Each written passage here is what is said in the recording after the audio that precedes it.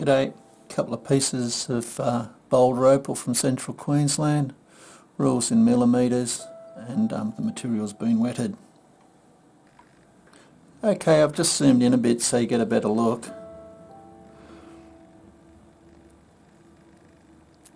Something like this, you could, it's thick enough just for it if you want. A lot of people are just starting to drill holes in this lower grade material, make it into a pendant. Quite a long pendant. It's got a couple of natural crazes through it there, but it's not gem material, consequently it's not priced as that. Second bit, see through, again maybe make it into a lower grade pendant, but it's only priced as a few dollars. I hope you've enjoyed. Cheers.